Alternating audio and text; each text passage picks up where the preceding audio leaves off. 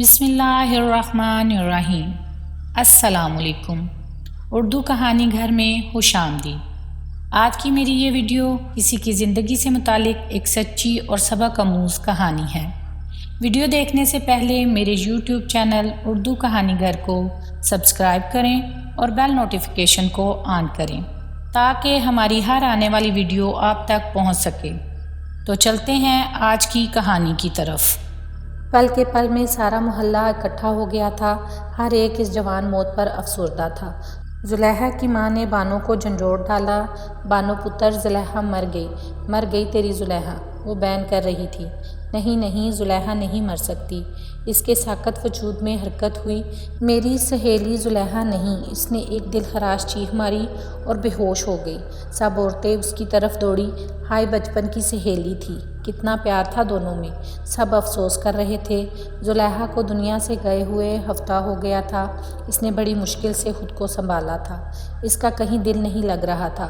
وہ راتوں کو سو نہ پاتی۔ اسے شہریار کی ضرورت تھی، لیکن اس کا بھی کچھ اتا پتہ نہ تھا۔ کتنا تڑپ رہی تھی وہ زلیخا اور شہریار کے لیے، مگر کچھ نہیں کر سکتی تھی۔ بس بے بسی سے آہ بھر کر رہ جاتی تھی۔ اس رات بانو جب سونے کے لیے لیٹی تو اسے یاد آیا کہ کافی دنوں سے وہ سادھو کے پاس بھی نہیں گئی، لیکن اگلے لمحے ہی اس نے سر جھٹک کر سادھو کے خیال سے جان چھڑانے کی کوشش کی۔ نہ جانے کیوں اسے لگ رہا تھا وہ سادھو اسے فریب دے رہا ہے۔ اس نے فیصلہ کر لیا تھا کہ اب وہ اس کے پاس نہیں جائے گی۔ اس نے سونے کے لیے آنکھیں بند کی۔ ابھی کچھ دیر گزری تھی کہ اسے محسوس ہوا جیسے اس کے کمرے میں کوئی موجود ہے۔ اس نے گھبرا کر آنکھیں کھول دیں اور کمرے میں چاروں طرف نظریں دوڑائیں، لیکن اسے کچھ دکھائی نہ دیا۔ اس نے اپنا وہم سمجھ کر دوبارہ سونا چاہا۔ اس بار کستوری اور لبان کی خوشبو نے اسے چونکا دیا تھا۔ تبھی اس کے کانوں میں سرسراہٹ نما سرگوشی گونجی، بانو بانو۔ وہ خوف زدہ ہو گئی۔ کون ہے؟ کون ہے؟ اس نے ہراساں ہو کر پکارا۔ اٹھ کر بیٹھ گئی۔ اس نے دوبارہ پکارا، کون ہے؟ پھر وہ کمرے سے نکل کر صحن میں آ گئی۔ اس نے اماں ابا کے کمرے کی طرف دیکھا۔ ایک لمحے کے لیے اس نے سوچا کیوں نہ اماں کو اٹھاؤں، مگر دوسرے ہی لمحے اس نے اپنا ارادہ بدل دیا تھا۔ وہ واپس کمرے میں آ گئی۔ کیا ہو رہا ہے یہ؟ وہ بڑبڑا رہی تھی۔ اچانک اسے کسی چیز کا احساس ہوا۔ بے اختیار اس نے اپنی گردن پر ہاتھ پھیرا تو اس پر انکشاف ہوا کہ گلے سے تعویذ غائب تھا۔ وہ سکتے میں رہ گئی۔ اس نے سارا کمرہ چھان مارا، باہر صحن میں بھی دیکھ آئی، لیکن تعویذ کا کوئی نام و نشان ہی نہ تھا۔ اسے تعویذ کے گم ہو جانے کا بے حد دکھ تھا، اسی لیے وہ دوسرے دن پرانے کھوہ کی طرف چلی آئی تھی۔ یہاں آ کر اس کی تمام یادیں تازہ ہو گئی تھیں۔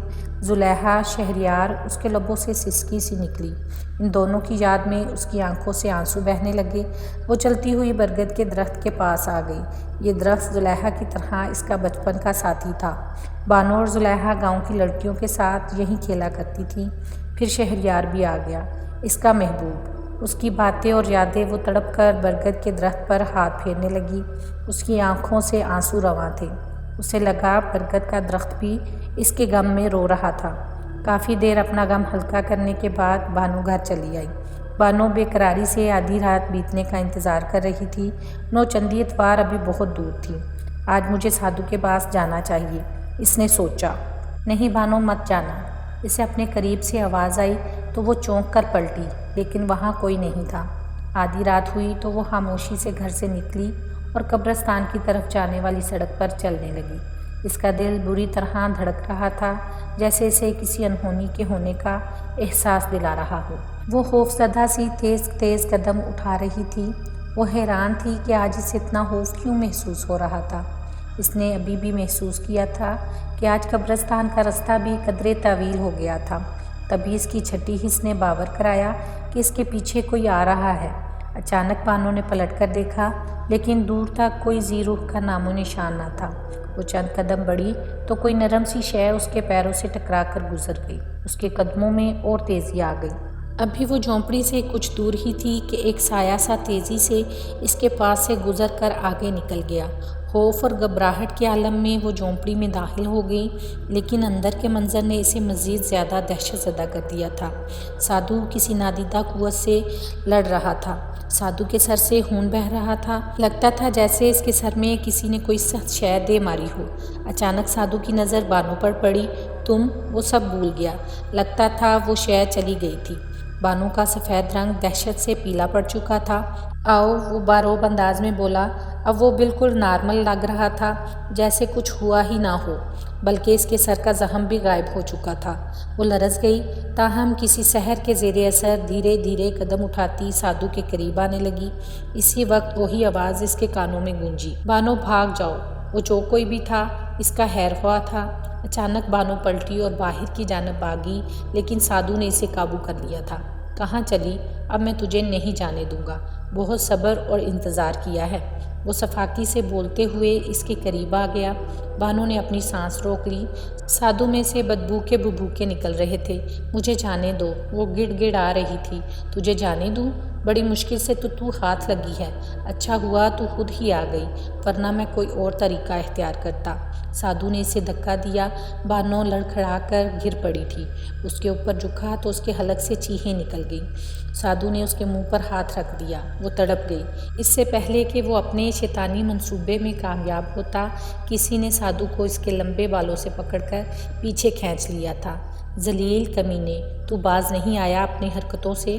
آج تو نہیں بچے گا۔ زندہ نہیں چھوڑوں گا میں تجھے۔ کسی نادیدہ وجود کی آواز گونجی۔ ساتھ ہی سادھو کے حلق سے دردناک چیخ برآمد ہوئی۔ اس کی پشت پر جلنے کا نشان ابھرا۔ بانو دم سادے سب کچھ دیکھ رہی تھی۔ رومان چھوڑ مجھے، تجھے جلا کر بھسم کر دوں گا۔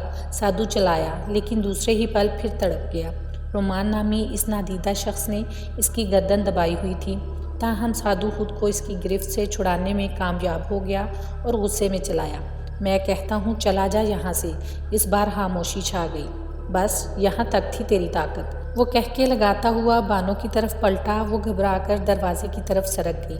سادھو نے اس کے قریب جانے کی کوشش کی، مگر وہ رک گیا۔ تم پھر آ گئے؟ شاید رومان بانو اور سادھو کے درمیان دیوار بن کے کھڑا تھا۔ اب تو نہیں بچ سکتا شنکر مہاراج، اس نے کہا، اور دوسرے پل بجلی سی چمکی۔ سادھو کے سنبھلنے سے پہلے ہی اس کا سر تن سے جدا ہو گیا تھا۔ بانو خوف سے بے ہوش ہو گئی تھی۔ بانو نے آنکھ کھولی تو اس نے خود کو اپنے کمرے میں پایا۔ وہ فوراً اٹھ بیٹھی۔ میں تو اف میرے خدا، کیا وہ کوئی خواب تھا؟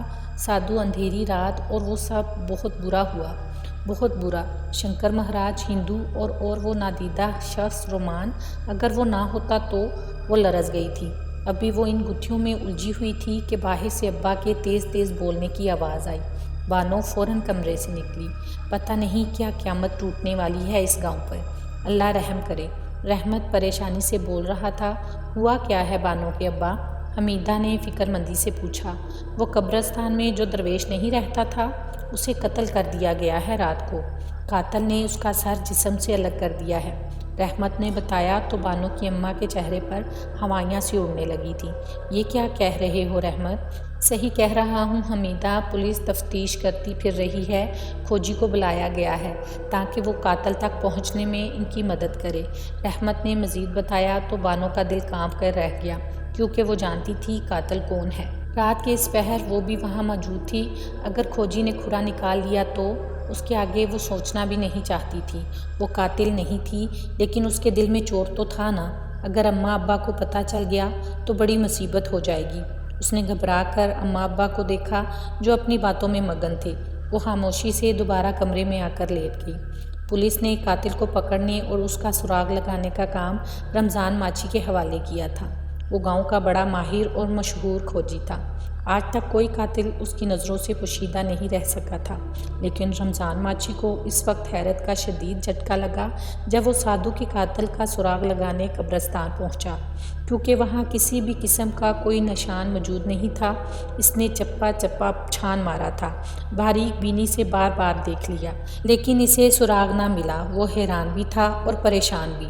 ڈی ایس پی یاور حیات پریشانی سے اپنے دفتر میں ٹہل رہا تھا۔ آخر قاتل کون ہے؟ اور پھر اتنا ماہر کے سارے ثبوت بھی مٹا دیے۔ پوسٹ مارٹم کی رپورٹ کے مطابق سادھو کو تیز دھار آلے سے قتل کیا گیا تھا اور اس کے جسم پر چوٹوں کے نشان بھی پائے گئے تھے، جن سے ظاہر ہو رہا تھا کہ وہ قتل ہونے سے پہلے قاتل کے ساتھ گتھم گتھا ہوا، لیکن خود کو بچانے میں ناکام رہا اور قاتل نے اپنا کام کر دکھایا۔ وہ انہی خیالات میں الجھا ہوا تھا کہ سنتری نے اسے بتایا کہ ایک نوجوان ملنا چاہتا ہے۔ مجھ سے ڈی ایس پی بڑبڑایا۔ اچھا بھیجو اندر۔ سنتری واپس مڑ گیا۔ تھوڑی دیر بعد ایک نوجوان اندر داخل ہوا۔ السلام علیکم۔ اس نے اندر آتے ہی سلام کیا تھا۔ وعلیکم السلام۔ یاور حیات اسے دیکھ کر بے اختیار آگے بڑھا۔ دونوں بغل گیر ہوئے۔ کیسے ہو؟ ڈی ایس پی نے اس سے پوچھا۔ بالکل ٹھیک ٹھاک۔ نوجوان کے لبوں پر مسکراہٹ تھی۔ بیٹھو۔ یاور حیات نے کرسی کی طرف اشارہ کیا اور خود بھی اس کے سامنے بیٹھ گیا۔ ہاں بولو جناب شہریار صاحب، کہاں غائب تھے اتنے روز سے؟ یاور نے اس سے پوچھا۔ کہاں جانا ہے یار، شہر گیا تھا کسی کام سے، وہ کرسی کی پشت سے ٹیک لگاتے ہوئے بولا۔ اچھا بولو کیا کھاؤ گے؟ ویسے میرا تو دل چائے پینے کو چاہ رہا ہے، ڈی ایس پی یاور نے کہا تو وہ مسکرا دیا۔ تو منگوا لو، تم کچھ پریشان لگ رہے ہو، ڈی ایس پی نے شہریار کو غور سے دیکھتے ہوئے کہا۔ میں کچھ نہیں بلکہ کچھ زیادہ ہی پریشان ہوں۔ شہریار کے چہرے پر فکر مندی کی لکیریں ابھری تو اس نے چونک کر اسے دیکھا۔ کیوں؟ بتاتا ہوں، پہلے چائے تو منگواؤ، شہریار نے کہا۔ اوکے باس۔ ساتھ ہی ڈی ایس پی نے فون اٹھایا اور چائے لانے کا کہا۔ تھوڑی دیر بعد ہی دونوں چائے پی رہے تھے۔ ہاں اب بولو کیا بات ہے، یاور نے چائے کا گھونٹ بھرتے ہوئے کہا۔ یار وہ جو قتل ہوا ہے نا، اسی سلسلے میں تم سے کچھ کہنے آیا ہوں۔ شہریار کی بات پر ڈی ایس پی نے چونک کر ہاتھ میں پکڑا ہوا کپ میز پر رکھ دیا۔ مجھے اس قتل نے الجھنوں میں ڈال رکھا ہے یار، کچھ سمجھ میں نہیں آتا کہ اس کیس کا سراغ کیسے لگاؤں۔ یاور پریشانی سے بولا۔ اسی الجھن سے تو نکالنے آیا ہوں، تمہارا کیا خیال ہے اس قتل کے پیچھے کون ہو سکتا ہے؟ شہریار نے سوال کیا۔ یار یہی تو پتہ چلانا مشکل ہے، یاور نے کہا اور ساتھ ہی مختصر لفظوں میں اس واردات کے متعلق تفصیل سے آگاہ کیا۔ میرے خیال میں یہ کام کسی نادیدہ ہستی کا ہو سکتا ہے، ورنہ تم خود سوچو، یہ کسی انسان کے بس کی بات نہیں ہے کہ وہ قتل بھی کرے اور اپنا نام و نشان بھی نہ چھوڑے۔ میری معلومات کے مطابق وہ سادھو کوئی چلہ بھی کاٹ رہا تھا، ہو سکتا ہے کہ وہ چلہ الٹ ہو گیا ہو اور اس شے نے جسے وہ قابو کرنے کے چکر میں تھا اسے قتل کر دیا ہو۔ شہریار کی بات پر یاور اسے پرسوچ نظروں سے دیکھتا ہوا بولا۔ کہتے تو تم ٹھیک ہو، لیکن مجھے یقین نہیں آ رہا، اس کے جسم پر چوٹوں کے نشان بھی تھے۔ ارے بھائی، ان اندیکھی طاقتوں کے اختیار میں سب کچھ ہوتا ہے، ہو سکتا ہے اس کا مقابلہ کسی طاقتور جن سے ہوا ہو، اور تم یہ بھی جانتے ہو کہ جن کسی بھی روپ میں آ سکتا ہے، خواہ وہ جانور کا روپ ہو یا پھر انسان کا۔ ویسے مقتول کی لاش کہاں ہے؟ شہریار نے پوچھا۔ وہ ابھی ہسپتال کے مردہ خانے میں ہی ہے، یاور نے بتایا۔ جتنی جلدی ہو سکے اس کی لاش کو ٹھکانے لگا دو، بلکہ اسے جلا دو، شہریار نے پر اسرار لہجے میں کہا تو یاور نے چونک کر اسے دیکھا۔ کیا کہہ رہے ہو تم؟ اس کی لاش جلا دوں؟ لیکن وہ تو مسلمان ہے نا، پھر کیوں؟ وہ الجھ کر بولا۔ سنو، شہریار ٹھنڈی سانس بھرتے ہوئے بولا۔ وہ مسلمان عالم نہیں تھا بلکہ ایک ہندو آدم ہور شنکر تھا جو کالے جادو کا ماہر تھا اور بہروپ بدل کر اس گاؤں میں رہ رہا تھا۔ مزید شکتیاں حاصل کرنے کے لیے وہ چلہ کاٹنے میں مصروف تھا۔ وہ کالے شیطان دیوتا کا پجاری تھا۔ اسے خوش کرنے کے لیے وہ ہر وہ گنونا اور گندا فعل کرتا تھا جس کی ہمارے اسلام میں سختی سے ممانعت ہے۔ اسے ہر وہ کام کرنا تھا جس سے شیطان دیوتا خوش ہو کر اپنی تمام پراسرار شکتیاں اسے سونپ دیتا۔ وہ اپنی نفسیاتی خواہشات کی تکمیل کے لیے خوبصورت لڑکیوں کو اپنا شکار بناتا اور پھر انہیں شیطان دیوتا کے چرنوں میں جا کر ذبح کر کے ان کا گوشت کھاتا اور خون پیتا تھا۔ اس نے 3 ماہ تک یہ گھنونا کھیل یہاں سے چند میل کے فاصلے پر واقع گاؤں میں کھیلا، لیکن جلد ہی اس کا پول کھل گیا۔ وہاں سے وہ اپنی جان بچا کر بھاگ نکلا اور مختلف ٹھکانے بدلتا اس گاؤں میں آ گیا، مگر اس نے یہاں یہ حکمت عملی اختیار کی کہ اپنا شکار گاؤں کی لڑکیوں کے بجائے آس پاس کے علاقوں سے حاصل کرتا، اور اس کی طاقتوں میں اضافہ ہوا تو اس نے اپنے استاد کے کہنے پر ایسی لڑکی کی تلاش شروع کر دی جس کا جنم اماوس کی تاریک رات میں ہوا ہو، جس کا گوشت کھا کر اور خون پی کر وہ جادو نگری کا بے تاج بادشاہ بن سکتا تھا۔ اماوس کی رات میں پیدا ہونے والی لڑکی کی نشانی یہ تھی کہ اس کے جسم پر گردن پہ کالا گہرا نشان ہوگا۔ اس سے پہلے کہ وہ اپنے ارادوں میں کامیاب ہوتا اسے قتل کر دیا گیا، لیکن اصل کہانی تو اب شروع ہوگی۔ اگر اس کی لاش کو جلایا نہ گیا تو اس کے گرو اور اس کی غلام روحیں اسے نکال کر لے جائیں گی اور اس کا جو مقصد ادھورا رہ گیا ہے وہ پورا کر کے اسے دوبارہ زندگی دے دیں گی۔ پھر بہت تباہی مچے گی، جانے کتنی معصوم لڑکیاں اس شیطان کی ہوس کی بھیڑ چڑھ جائیں، خون کی ہولی کھیلی جائے گی، پورے ملک پر شیطانوں کا قبضہ ہو جائے گا۔ شہریار خاموش ہو گیا جبکہ یاور حیات ساکت بیٹھا تھا۔ او مائی گاڈ، اس کے لبوں سے نکلا۔ تو تم نے یہ سب معلومات کیسے اکٹھی کر لی؟ میں اسی سلسلے میں گاؤں سے باہر گیا ہوا تھا۔ دراصل مجھے اس پر بہت پہلے ہی شک ہو گیا تھا۔ میں نے چھپ کر اس کی نگرانی بھی کی تھی۔ اگر تمہیں میری بات کا یقین نہیں تو جاؤ، جا کر اس کی جھونپڑی کی تلاشی لو، تمہیں معلوم ہو جائے گا۔ میں تو اسے زندہ گرفتار کروا کے دنیا والوں کے لیے عبرت کا نشان بنانا چاہتا تھا، لیکن افسوس وہ میری غیر موجودگی میں قتل ہو گیا۔ اچھا، اب میں چلتا ہوں۔